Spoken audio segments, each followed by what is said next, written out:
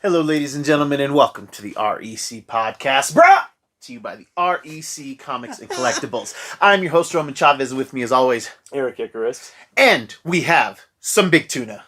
Market fresh tuna, as it's sometimes known. Jordan Tunney, thanks for joining us. Yeah, thank you for having me, fans, audience. yeah, everybody. Yeah, let's give it up one more time. All right. Thank you. 4 more years. Oh, jeez.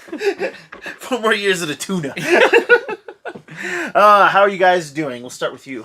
Great. I'm doing great, man. Great. I'm not allowed to talk about my time off of here. So. Yeah, because nobody cares about that. Okay? Oh, no, they do. Oh, yeah. But that's for the other podcast. Oh, that's right. That's for the Icarus Hour. Icarus Hour. As much as you want this to be the Icarus Hour, it is not. It is not. It is the Roman Hour. Big Tuna, how are you, my friend? Pretty good, just getting back in the swing of things, Nice. Everything. Been a while since I've been on the show. Yeah. I want to be back, so. We should have researched that, like when your last show was. I don't even remember. I think it was like Standing over it was there. like WandaVision episode 4. Oh, okay. Or something. Yeah, Because we were talking about some theories and it was like every week it was who's secretly Mephisto, and it was no one. So, God, thankfully. I'm so upset because like I was all against the Mephisto thing, and then you guys got me. You guys started turning me, and I was like, well, maybe because I kept saying I wouldn't know about Mephisto if I hadn't read the books, because nothing about this read like Mephisto. But whatever, I'm done with it. I'm over it. Yeah. I'm just mad. Well, I'm happy we didn't get him there because he's bigger fish to fry. Save him for a movie. Silver Surfer issue 3, first appearance of Mephisto. Okay, does that mean we get Silver Surfer? Could be. I don't know, but that's what I would like. At least some version of that. But we do bring in the tuna from time to time. Like you said, I think episode 4 roughly of WandaVision, and here we are at episode 3 of the Falcon and the Winter Soldier and the Sharon and the Baron. Okay? We will be talking spoilers. And I will say, and I know I'm just a Marvel mouthpiece. I can do nothing but sing their praise. But this was my favorite episode of this universe, and my second favorite episode between WandaVision and this show. Like, I loved this episode. It was chock full of comic references, so many that we're not even going to hit them all. But I thought it was very interesting when Jordan had after the episode, he's like, I keep having to stop the show to like Google who this person is and Google who this person is. Yeah, and it's really fun to make a 60-minute show take 90 minutes. Like. Seriously, I'm not kidding. My thumbs were sore by the end of it. But yeah, it's like someone's like, "Good morning," and I'm like, "What does this mean?" Yeah. But yeah, is this Mephisto? Right? Yeah. But like WandaVision taught me that like when someone says a name or something like that, I'm like, could this be somebody? Yeah. And so like I will say that even though the episode was chock full of information, I mean they pretty much opened a whole new world that has existed in the MCU that we have not seen before, which brings with it all sorts of implications, X-Men implications. I will say though, it felt very information heavy, but the episode had a good pace. Yes. And man, I'll tell you, Marvel does a fantastic job making you like the villain. Oh, yeah. They've done such a good job with that. Loki's getting his own show. Yeah. And part of me is like, man, I would show up for a Zemo show at this point. Oh, now. yeah. And he's only been in the one episode. Yes. And then maybe 15 minutes of screen time in Civil War. Yes. And I'm already ready to propose. Mm-hmm. And because he's obviously a Baron. And let's go ahead and start with that. Mm-hmm. Yes. He's gonna bump. I'm not jacked on this. Yeah, look at him. He's barely even said anything. Yeah, he's just fine. It was good. Eric. It was good. It was good. It was good. Whatever. I know it's not your beloved WandaVision, but it is. You had to be at least excited about the Easter eggs. That's what I'm saying. Okay. I mean, I'm elated. I'm good. Okay. I'm trying to contain it. All right. Well, we get an awesome prison break with Zemo. Awesome prison break, super fun. It establishes that there's a reason that this man is the only person to successfully kind of beat down the Avengers without even raising a hand towards them. I thought it was it reminded me a lot of that prison escape in Mission Impossible maybe 4, where they have to get Ethan Hunt out of that Russian prison. Yes. And that's like the opening, and it's so good. That was super fun. We got to see him kind of in the fur, which is very comic book accurate. Yes. "Oh, I'm royalty." He just kind of says out of it. nowhere. That was weird. That was very was weird. We know, obviously, he is a baron, but this was like the first time that they've mentioned that he's a baron. He's like, "Oh, of course, you know I'm a baron," and blah, blah, blah. Because in Civil War, they did make it seem like he was the common folk. Yeah, like he was military. He was like high end. He did like wet work, like Black Ops for like the Sokovian army. Yeah, and that's like really all they allude to him. Yeah, that's it. Yeah, but it turns out, and to Sam's great point, you were rich this whole time? He's got like a private jet. He's got an Alfred. He is a rich guy. But they just kind of just drop that in there. You get to kind of retcon it a bit, kind of distance yourself from Joss Whedon a little bit more, even though he's not in there, and I don't even know why I brought it up completely. I was thinking of Sokovia. I apologize, thinking of Sokovia. But you get to kind of retcon, which was like a big comic thing, and I think it'll be good if we keep him around to have him as somebody who has dealings with Doctor Doom, somebody who has, who also has some royalty and loyalty inside his DNA. All right. The mask thing was weird though. He put the mask on. Yes. He took the mask with him. There was a little bit of a moment where he so like, what else is he keeping in his car? Like, is he like, man, I rolled up with this back Halloween 7 years ago. Yeah. Like there's going to be a moment where for 3 minutes in a fight, I'm going to need to disguise myself and then immediately remove it. I wonder if there's going to be some kind of symbolism behind it. I did hear a really cool fan theory, and I think the episode disproves it. But when the marketing was first showing that they were going to keep the an updated but accurate purple mask on the face, a lot of people were like, wow. So he was all about the mind games between Cap and Tony in Civil War, and now he's wearing a mask that makes him look awfully like the person that killed half the universe. And I thought to myself, man, that would actually be kind of brilliant to explain why is he wearing this purple mask that has kind of these lines similar to Thanos, but I don't think that he just happened to have had a Thanos mask in his car. Yeah. So I'm wondering, like it seemed a little out of place. Yeah. And I don't know what of any significance it would have, but I did appreciate the comic accurate. The fur coat looked good. Absolutely. Yeah. Looked good. In the comic books, he gets exposed to this stuff called adhesive X. Yeah, it sticks to him, right? It sticks to him. So like literally, he's like horribly disfigured under there. At least for a while, they end up. When you're a baron and a man of that means, you're gonna get some plastic surgery eventually. Part of the and we're going to talk a lot Doctor Doom, I think, from here on out, always, especially when we're talking about masked people. But Jack Kirby and mostly Jack's original thought process behind Doctor Doom was that he didn't get horribly disfigured in the accident, that he just had a single cut. But like his vanity, that single cut was he didn't want anyone to see. Yeah, it's too much. They ended up just giving him like a disfigured face as well. But I just had to bring that up because I thought that was a cool thing. But it's weird. I need to know more about the mask, if it's something in a long line of Zemos, but it needs to be more than just like this was in this car randomly. I didn't care for that. We got to see Sharon Carter, who had been away. Yes. I assumed that things were going to be okay for her. I assumed incorrectly.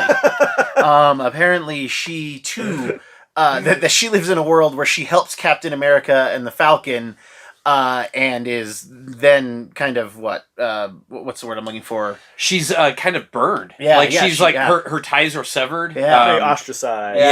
Yeah, she's on the outside now. Yeah, she's wanted by the U.S. government. She can't repatriate. She can't come back home. She's got to get a pardon. But Bucky, he gets to.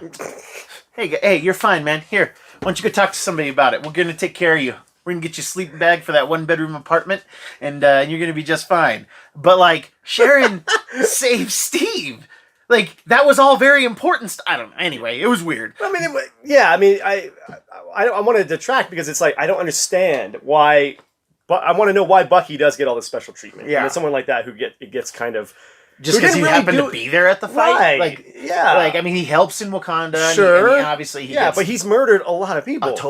Sharon didn't kill anybody. Yeah. Just maybe did a little treason. Yeah, but they were all bad. Baby? Okay? Yeah, but they were all bad. And when you do treason they weren't all bad. For Captain America... Yeah, you're doing it for America. Yeah, exactly. Yeah. Sweet Lady If it's Liberty. for America, it's not treason. Yeah. Don't you forget that, guys. It's treasure. Yes, that's in the Constitution. It is, yeah. Yeah, so she's been on the run, but she's been living quite comfortably In what was my favorite reveal, something that the internet and we here on the podcast had theorized that we were going to see Comic Book Macau, aka Madripoor. Madripoor is huge in the comics. It's a great place. It's You're talking about Tahiti? Yeah. It's a magical place. It's a pirate island. It's Hong Kong, and it's this if you need to get some dirt done, like you'll see Deadpool working there. He'll take contracts there. It's a place where if you need something done, you can get it done. If you need to go and have a good weekend of vices, you can go there. Hunting people. People. Yeah, you can get contractors there. It's that obligatory. The bar. Yes. What's the one in Deadpool? Saint. Or the one in Star Wars. Sister Margaret's. Yes. Yeah, it's basically a big Sister Margaret's, and but it's huge, especially in the X-Men universe, which made me so excited that Zemo says we need to go to Madripoor. We got to go and find these guys. This and that. We need to talk to Selby, who is also a mutant. Different look in the comics, actually a black dude in the comics, with like weird powers. He has some understanding of binary language that I don't get. So, he's a nerd. Yeah, he's just a nerd, but like can get you things. And they give an alias they have to go in under their aliases, which I think is a little interesting too, because if you're going to clear the Winter Soldier, everybody has to know that, because you can't just have him walking around and people freaking out about it, especially since they know through what happened in Civil War about Bucky's past and all that. Remember, he's a wanted they were looking for him in Budapest and all of that stuff. So here, how about this? Here's something that seems interesting. So Sam is obviously the one that joined up with the military, and trying to think about things from a like the public perspective. They probably don't know that Bucky killed Tony's parents. Like, how much of that is going to be public How knowledge? much did that go out? Now they do know that the bombing of the UN building that killed T'Chaka. He was T'Chaka mad. He was implicated in that. Yeah, and who knows whether or not they buried a Zemo, a Baron, and were pretty much like. He's going into a jail in Germany because those Germans we wouldn't put it past them to create some secret prisons, but with the finest showers. Yes, but the thing about Bucky is like maybe the understanding was keep it low, keep it like some of this and. Maybe he moves from place to place. Maybe that's why he doesn't have a lot of furniture. Like, I feel like there's some things they can do with it, but maybe if people knew that Zemo was the one who controlled the switch on Winter Soldier, what's to make them think that he can't flip that switch again? Right. Yeah. So he, of all people, would be the one that could roll up into a bar with the Winter Soldier behind him. Which I loved. And that was, that was like the whole, like, you got to play it up, like, you got to, act like the Winter Soldier again, and stuff. That was really well done. Which I love. And I love the new design on the arm. Yes. Like, I know that's what he had kind of been rolling with since Wakanda, but we hadn't really seen it that much. Even in the show, we've only seen it a little. So I like it. And I like that they even said, I have a vibranium arm. Because he's walking, tens of millions of dollars, if not more. Oh, yeah. If not more. And let's see, who else? They mentioned Smiling Tiger. They have to go in these aliases. They give Sam Wilson Smiling Tiger, who is a kind of an arms dealer, Madripoorian dude in the comics as well. He's actually New Warriors villain. Oh, really? Yeah, so, our fave. Yeah, some more, like, light Civil War, messages. I did like that they established that Zemo cannot control Bucky, though. Right. That he tries the longing, rusted, whatever, in Russian, which I totally want to learn. I want to get it tattooed on my body. Sebastian Stan said, like, people, like, come up to him in public and will, like, start singing. It's like, oh my gosh, that's the new, like, I know, but it was amazing to, again, have Madripoor, to even show, have Selby, a very low-level mutant, with, comic book ties. And they also, I don't know if it was the name of the bar that they went into, but we did see neon for the Princess Bar. Yeah. And the Princess Bar is actually owned by Patch, who is Wolverine. Patch is Madripoor's or is Wolverine's Madripoor alias. It's like the lamest. He just wears an eye patch and is totally Wolverine. But like, guess what? I have a surprise for you. You're like, Wolverine. Yeah, holy! Oh my! I just thought you were holding knives in your hands. Like, the white suited wonder Patch. Oh god. Patch Howlett. There we go. Yeah, right. But it's a great way for. I think this is Kevin Feige saying, guys, it's coming. It's coming. Yeah, we're doing is gilding the lily with Fietro. Yeah. Madripoor. There are some mutant references going on, not outwardly. Right. One thing though, in Spider-Man: Far From Home, when they're doing their kind of like Channel 1 news thing, they do mention the Winter Soldier being a hero. Right. So at least they know about the Winter Soldier, so much so that like it was like on TV, like school television. Right, yeah. But I mean, that's a small clue that anybody could miss. So we get to see some John Walker action. And Jordan has been he's got his own theories on what he thinks John will happen to our new Captain America, but I love him kind of sticking a proto and busting doors and people just not giving a crap who he is. So much so that he says, do you know who I am? And they're like, yeah. And they just don't care. They don't care who you think you're supposed to be. Right.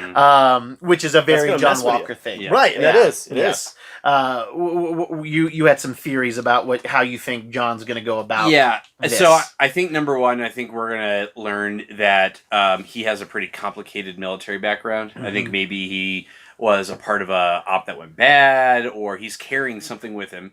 I think they did a really good job showing how he's not powered, or at least he's implying he's not powered. But he's he's just kind of an everyday real American hero kind of thing. But they're laying those those seeds that he's not Cap. Yeah. He knows that, and he's being reminded of that. Yeah. And considering the plot of the show so far is that this group has gotten a hold of a super soldier serum, I think it's a matter of time before he... and it kind of feels a little bit like Nuke, but like if he says to himself, like, in a fight, he gets really messed up, and he's got to pop it in the arm, or if it's like all right, hand it over, and it's like no, I'm taking this. Yeah. But the truth is that whole like, do you know who I am?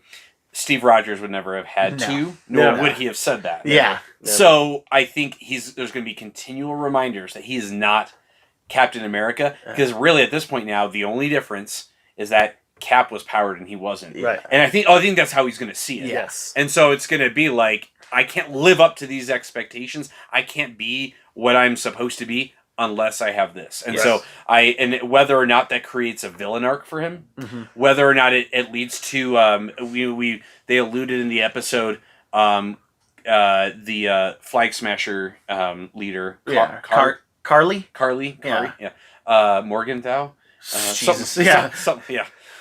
She alluded to like the pain that they went through, and so maybe he might experience a psychotic episode. You got a super powered person in a Cap costume who is going Mustang on a group, and and I think ultimately it seems like they're really establishing Sam would make a great Captain America. Bucky's trying to be Steve Rogers. I like it. Yeah. So yeah. I didn't think about it like that, and I you've blown my mind. You've blown my mind. I'm almost about to end the show. There you go. Yeah, put him right here. Yeah, I can go like this. It happened. It happened. I like this arc of them teaming up with Zemo, and when I thought in the trailer when he was like, I have no desire to see my mission go unfulfilled or whatever. I thought he was talking about, the Avengers are around and everything. Like, no. Like, they've taken this thing where he's like, super soldiers are a problem. Yeah. We need to take care of them. that's such a great angle that I did not think about. That he would. But what would make him then not want? Like, how does Bucky not die at the end of this? You know what I mean? Yeah. Like, how is Bucky like also not on this list? Right. Yeah, and maybe it is kind of going to be one of those things where it's like, right now our interests are aligned. Mm-hmm. Bucky wants to stop these people from getting spread out just like as much as I do. Yeah. But in the end, it's going to be you and me. Yeah. But I mean, that was the great twist with Civil War, was you thought he was going to reactivate these other Winter Soldiers, and it's like, no, they're dead. Yeah. Like that was, like, why would I put any more of you out there? Yeah. Yes. And I absolutely love that. And I wonder, it was cool to see, we had all talked about how Bucky has his own list in a book, and then we know that is actually Steve's book. It's not just it's not his own book, it is actually Steve's book. And I think Zemo's name is on that list of things that he needs to make right. So it'll be interesting if he lets him go, because if you don't know this, Zemo is actually the leader of a team of reformed villains, the Thunderbolts. A Thunderbolt, yeah. Yeah, and it's a little Suicide Squad-y, but at first they're just like, oh, we're just a team of villains, and then they start doing some good, and actually they think they're doing good under false pretenses, and Zemo's pretending to be some government, this and that, but it does end up being a team that does some good. It'll be interesting if Zemo's like, we need a league of our own, but in a way that's far more interesting. Call Gina Davis. Yeah. There's no crying in baseball. It would be interesting if he kind of gets away, and I mean, Bucky's on the Thunderbolts at one point too. Yep. Punisher is. Yep. We get a lot of ex-villains that end up becoming, heroes through this format. And it seems like Zemo would genuinely want to do some good, if not even if it's the wrong path. Sure. Yeah. He seems very much like a means to an end. Person. Yeah. And if that's the case, then I mean, his mission in Civil War was, essentially to he has a vision for the way things should be. And that might align with our heroes, that might not align, it might align at sometimes and not others, but I do think that I do think we will not see him returned to his cell at the end of the I don't see that happening. Yeah, it would be difficult, or it'd be great, if they want to take him up a notch and they let him get there, and it turns out that he can get in and out whenever he wants. Like, that'd be kind of cool. Like, he's just been sitting there, like, this, like, I need this to get into play. Like, I need to get good favor with the Americans. Well, and when these shows do, like, when they're like, the power broker, the power broker, the power broker, my first two thoughts are Sharon Carter or Zemo. Yeah. Like, either one could pull strings. I mean, Sharon's living a pretty comfortable life right now. Yeah. But then it's like, okay, like, what, there's kind of this implication of, like, everybody knows who they are, but no one knows who they are. So part of me feels like that could be a reveal. Maybe that's just an illusion. But I do know Walker gets power from the power broker at some point. Yeah. So whether or not, if he's kind of following the crumbs, if you will, if he and his team end up in Madripoor and end up getting in touch with somebody. What a great way to end the episode, though, with Bucky finding the little Wakandan. Yeah, the Wakandan beads. And he realized, they're here. Yeah. Io, because and the character that shows up, that is Io. We know this is her fourth appearance in a Marvel film. That specific actress and character. So she's getting her own little. She's getting some duckies. Yes. She's getting some royalties. And it makes total sense. Yeah. Like, this guy killed, his actions killed the king of Wakanda. Right. And they're not just going to let him off with that. I'm surprised that he wasn't given to the Wakandans. Right, but, for reals. Yeah. Kind of like the Israelis getting the Nazis after, the Nuremberg. But and I hope they go into more. They alluded to it with the White Wolf, reference. Right. I want to see more of Bucky interacting with Wakandans, and I want to see him speak Wakandan. Yes, kind of pull a little bit of Dances with Soldier, Dances with Panther. But it would be quite interesting to kind of see. He knew to look for them. He knew they were watching, and so now are they going to be at cross purposes? Yeah. Is it going to be one of those things where it's like we have to protect the bad guy from the other good guys? Yeah, and That'd which be is going cool. to create a wrinkle that I didn't see coming in the show. Now, is it a little too much for having 3 episodes left? Maybe? I'm not sure. I don't know. I'm not I sure. think they can do it. I'm hoping that they can do it. But yeah, it was very nice to see. I love that, and that's what's so great about the MCU is that this feels like a comic book. The threads and the Easter eggs. I mean, we're all looking for them. Everybody's looking for them, and it's great to let it sit for a few days in the internet and everybody share their ideas and their theories and what's going on. And this was my most, like I said, my favorite episode of second favorite of all of these Disney Plus shows so far, just because it was so comic book heavy. It was so comic book heavy.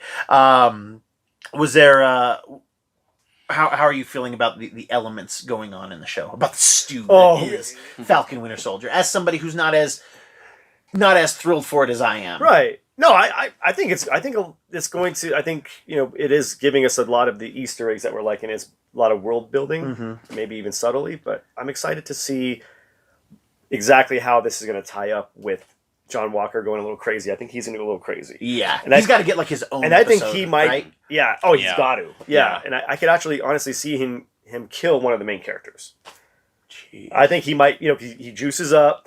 So it's going to be that thing. So I think it might be Sam. He or crosses Bucky, a line. and they say, "You're not an Avenger." It's going to be that thing that clicks his brain over, and he might just go all out. It'd be interesting if he kills the Carly chick. Yeah, that's since she's he viewed might as, be the power. Since she's viewed as kind of like this leader of a resistance. Right. He's like terrorist number 1 on the list. Yeah, but like to her people, she's doing the Lord's work. Yeah. And then you have John Walker snap her neck in front of like, refugees. You ain't nothing. And that's what it just this is what America is. Yeah. So that could be interesting. I'm interested in her character. I need to go back and watch episode 1 because I'm pretty sure that when we see her that was a big dude and not it was like a bigger person. Yeah, when in the first episode, I remember thinking like when I was watching, I'm like, yeah, this is like it looked like the wrestler Kane. It did. No, it did. Yeah. Yeah. Like, it looked really big, but no, it's supposed to be that chick. I think so. Wow, that's crazy. Yeah, because that was clearly a man. Yeah. Just wait. This is all going to be a fake out. She's going to be Red Skull's daughter. They're going to bring him back. Sin. I like it. Sin. They're going to bring. They're going to bring. Him back. I'd love. Or to Madam see this. Mask. Make it Madam Mask. How cool would that be? Yeah. We I think we had Madam Mask. Oh, we did in Sharon in Agent Carter. Oh, okay. Which you could Who you am could I get thinking away about from. though? There's another one that wears that kind of a mask. I always forget her name. I'm trying to think who Is you it would Viper? be thinking.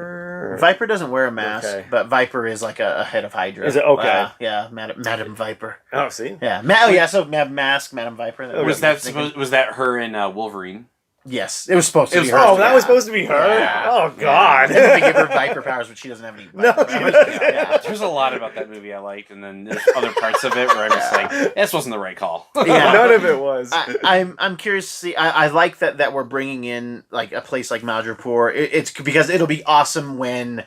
In a future X-Men movie where they gotta go back. Yes, exactly. Yeah. So instead of making all these new places, in this, when you're introducing a new part of your franchise, it's familiar. It's comfortable. It's been introduced. I mean, we can. They don't have to tell us. They don't have to tell us. Oh, we're gonna go to Madripoor to do this. That they just show thing? it. Yeah, they just show it.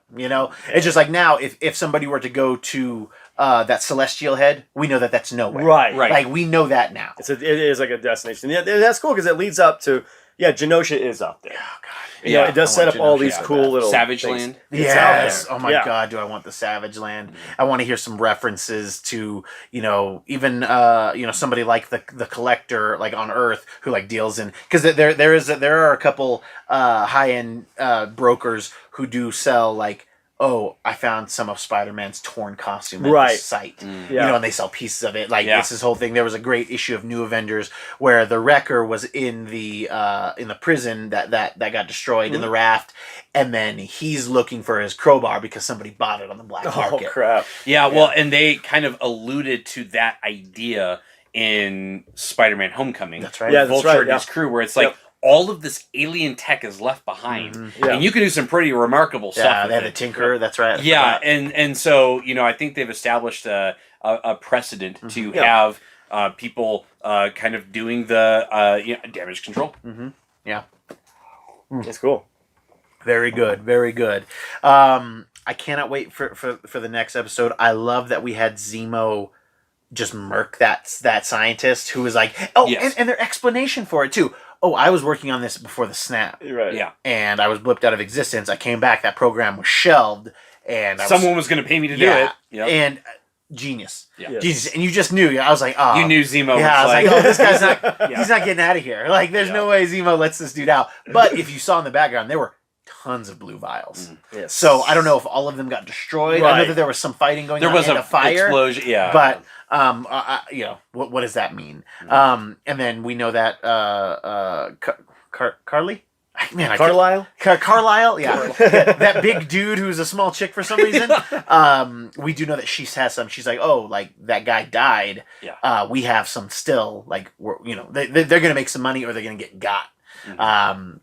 But it's going to be interesting to see not only John Walker try to get some, but then does Battlestar get some to the U.S. government? Right. You know, so is this going to be something that we're looking for? Because in season 1 of Agent Carter, part of her mission is that they have a vial of Steve's blood, and she's like, you guys can't use this. See, and what will be interesting is if they encounter those cross purposes, if Battlestar is going to take a vial back, and John is like, no. Yeah. Because the more super soldiers, the less special he'd be, Yeah. you know? And it's like, and then it's like, you know, and so it's out of a selfish, but it's wrapped in a selfless, Right. you know, and that would be, you know, the one vial that's left, like, it's going to me, you know, like that'd be quite interesting. Yeah, but like, there's a key component that they're not talking about, and I'm gonna let my nerd stuff go. Oh, and maybe it's because this guy just figured it out. But like you had to have Vita rays.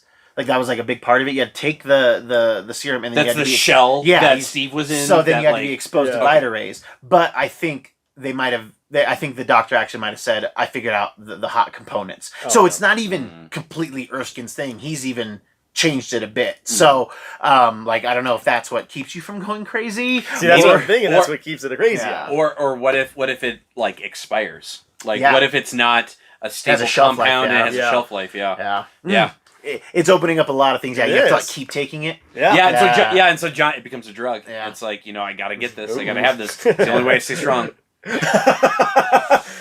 Just like that cyclist. Yeah, He's a hero. Yeah. What was his name?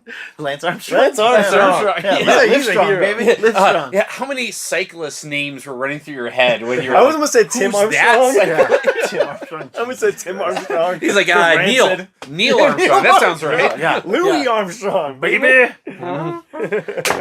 Satchmo. Satchmo.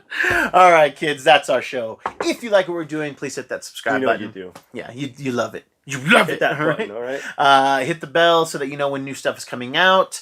And let us know in the comments below what you think of the show. If you have some show ideas. Was there some references that you were like, oh, you guys should have talked about this, and we'll catch up on the next episode? Something like that. Eric, do you have any final thoughts for us? Yeah, I got to bring something up that I brought, kind of made a bet with the audience out there. I don't know what the Rotten Tomato score on the Snyder Cut is, because I was supposed to get a tattoo if the Rotten Tomato score was a 95. I have not checked it. Yeah. So we should check this real quick. Oh, we got it. I'm gonna do it. Bring up the Rotten Tomatoes. Yeah, Here we because go. We need it was a lot better than we thought it was. That's So right. if it's a 95, I have to get Snyder Cut. Now we're rules talking critics, not audience. yes, yes, critical critics, score, which it might be. Yeah. Now here's the thing. I don't know how much It got reviewed. Yeah, by professional. That's true. So- So, but I you did might say, get- yes. I did say it. Oh, I forgot all about this. All right. So it needs. So this is a moment of remind truth, us the kids. stakes. Okay, so if the Snyder Cut, Justice League Snyder Cut, got a 95 critical Rotten Tomato score, I would get Snyder Cut rules tattooed right here. And I have not looked at it. And I think enough time has passed till we should reveal it. So, moment of truth, kids. It's taking a second to load. Sorry. Okay. I'm sorry. It's just No, it's spinning. Yeah. Do you have a guess what it might be? I don't know. I'm going to say it's probably going to be high. I bet you it's like a 93. Like it's close. I bet you it's close. Mm. Yeah. All right. Oh man. The Man. suspense. The suspense. Do you have a tattoo guy? Oh You yeah, got I have somebody- someone who'll do it for me. Yeah, I do. I'll do it for you. Oh god. It's still loading. Oh I'm my sorry. God, I'm sorry. This is actually like weirdly like. All right. I should have been on your Wi-Fi. Let's see. Here we go. Can we get it up here? Oh, we should be able to get it. Oh my gosh, we should have Eric look at the camera. Yeah. And we will then I'll just we'll block it like we're this. like it'll be like a reveal. Oh It'll be my like gosh. I'm looking down. yeah. All right. Yeah, I forgot about it too, and I was like, I'm gonna bring that up today. It might just be Rotten Tomatoes, dude. Oh my gosh, I was gonna say I don't know if it's your bomb shelter we're filming in right now, but Yeah, because YouTube came up. Yeah, I Oh think my it's just gosh. Rotten Tomatoes. Oh, my so God, this Eric is is somehow so- responsible for crashing a significant movie TV critic review site. Clearly, God wants you to get this tattoo. I think it's gonna happen. Yeah. All right. Well, Wow. we will do this on a separate video. Oh, here we go. Here we you got go. You got it? Here we go. All right, so we need to know the critics' score, the tomato meter. The tomato meter. It is sitting. It is sitting at 71%. Oh my God! I thought it was gonna be higher. Oh, The audience score 95%. Oh my God! Wow. Oh my I Remarkable. God. almost said audience score too. Wow. Yeah. Oh, Oh. dang it!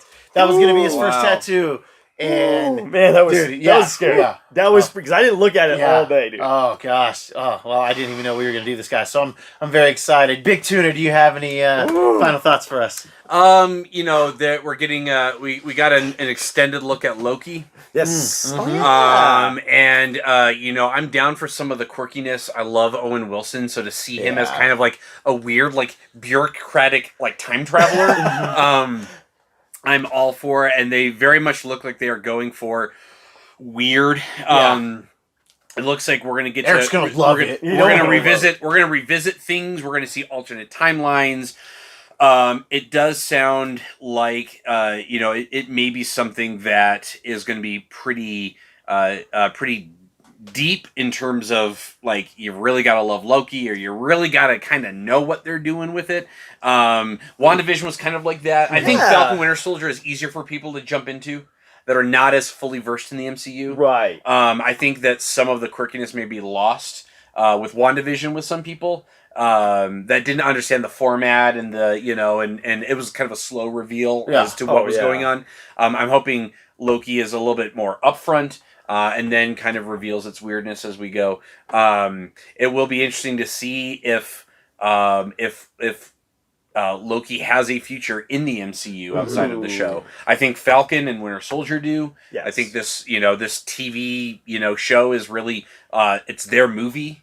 Right. It's their buddy cop. It's their 48 hours.